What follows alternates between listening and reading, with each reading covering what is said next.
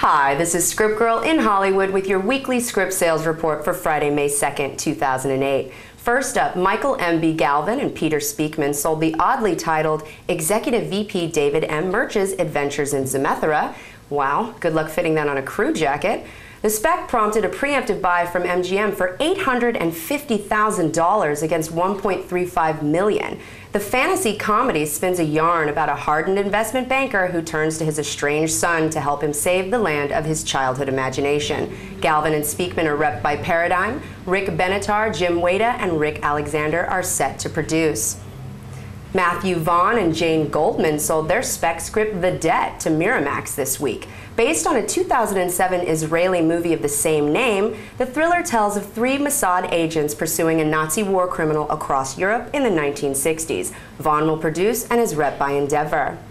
Scott Rothman sold his spec Dumped to Columbia Pictures for a low 6 figures. CAA peddled the dramedy about 2 lifelong buddies who experience a difficult breakup after one suddenly embraces adulthood while the other refuses to let go of his careless bachelor lifestyle.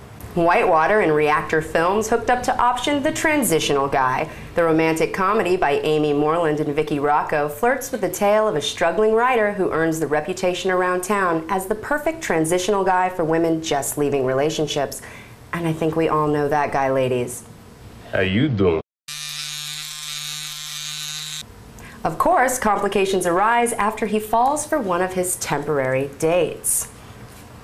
Eric Poppin rang Senator Entertainment's bell with his script Clock Tower. Based on the Capcom video game, the plot revolves around a girl with no weapons that must use her surroundings to hide and escape an evil that threatens to plunge the world into darkness. Speaking of which, Jay Fernandez just did a great piece in his LA Times column, Scriptland, touching on the faddish frenzy of adapted screenplay sales. He reports no fewer than 22 film projects born of graphic novels or comics have been announced in the past 6 weeks. Now, while this disturbing trend may panic speckers in coffee shops everywhere, don't pack up the Prius and head home just yet. Hollywood's been churning out movies based on popular games, comics, and television shows since Al Jolson first sang to his mammy, and some surprisingly high-profile screenwriters have been involved. Action!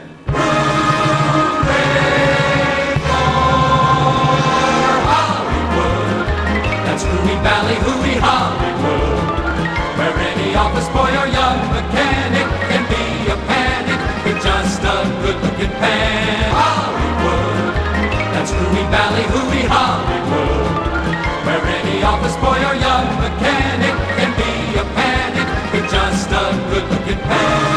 Hooray for Hollywood, that's Hooey Valley, hooey, Hollywood, where any office boy or young mechanic can be a panic with just a good... That's all for now. Remember, you can't sell it if you don't write it.